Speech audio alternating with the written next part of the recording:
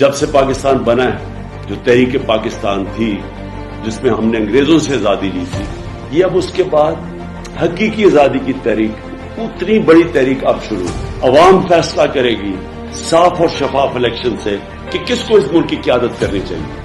یہ نہیں کوئی باہر سے سازش ہو اور اندر یہاں بیٹھے ہوئے غدار ان کے ساتھ مل کے حکومت گرا کے اور پتلے اوپر بٹھا دیں۔ 8 فروری وہ تاریخ دن جب عوام کے ووٹ کو بوٹوں تلے بے دردی سے روندا گیا، جب جمہور کی آواز کو بزور طاقت دفن کیا گیا، جب نوجوانوں سے ان کے روشن مستقبل کی پرامن امید چھین لی گئی۔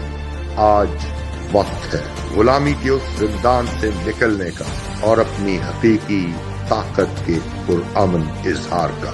ہم غلامی ہرگز قبول نہیں کریں گے، ہم جعلی مینڈیٹ ہرگز تسلیم نہیں کریں گے۔ رجیم چینج کے بعد جیسے عوام پر جمہوریت اور انصاف کے تمام راستے بند کیے گئے، ویسے ہی 8 فروری کو پورا پاکستان بند ہوگا۔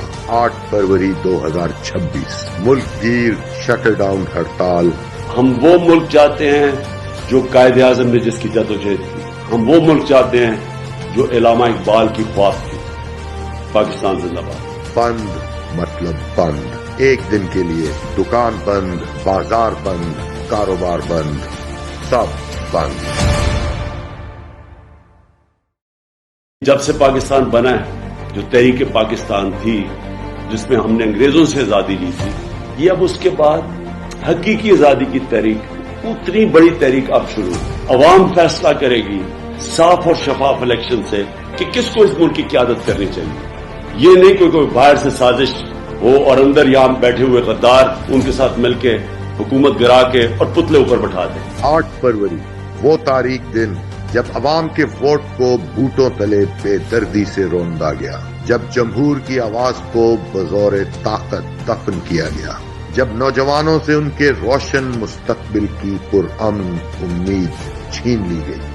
آج وقت ہے غلامی کے اس زندان سے نکلنے کا اور اپنی حقیقی طاقت کے پرامن اظہار کا۔ ہم غلامی ہرگز قبول نہیں کریں گے، ہم جعلی مینڈیٹ ہرگز تسلیم نہیں کریں گے۔ رجیم چینج کے بعد جیسے عوام پر جمہوریت اور انصاف کے تمام راستے بند کیے گئے، ویسے ہی 8 فروری کو پورا پاکستان بند ہوگا۔ 8 فروری 2026 ملک گیر شٹر ڈاؤن ہڑتال۔ ہم وہ ملک چاہتے ہیں جو قائد اعظم نے جس کی جدوجہد کی، ہم وہ ملک چاہتے ہیں جو علامہ اقبال کی خواہش تھی۔ پاکستان زندہ باد۔ بند مطلب بند، ایک دن کے لیے دکان بند، بازار بند، کاروبار بند، سب بند۔